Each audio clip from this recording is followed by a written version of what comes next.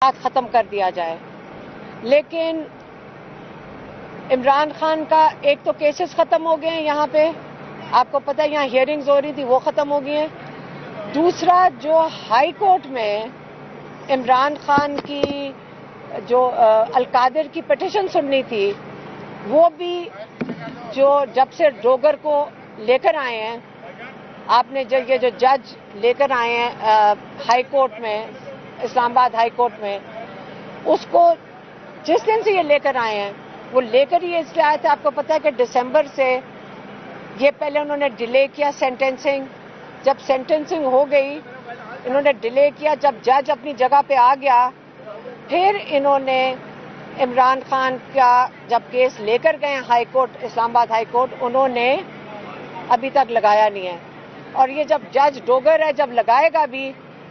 تو پتہ نہیں کب تک اس کو چلائے گا، حالانکہ یہ ایک ہفتے کا کیس نہیں ہے. بتانے کی ہم آپ کو یہ کوشش کر رہے ہیں کہ اس کنوکشن میں جب تک عمران خان اس کنوکشن سے ان کو ڈسمسل نہیں ملتا، اس کنوکشن یہ ختم نہیں ہوتی، عمران خان جیل سے باہر نہیں آ سکتے. یہی تلوار ہے جو عمران خان کے اوپر ڈالی گئی ہے کہ یہ جو کیس ہے 14 سال کی سزا عمران خان کو اور 7 سال کی سزا بشرا کو، اس کا مقصد صرف یہ ہے کہ نہ یہ کیس ہم سنیں گے،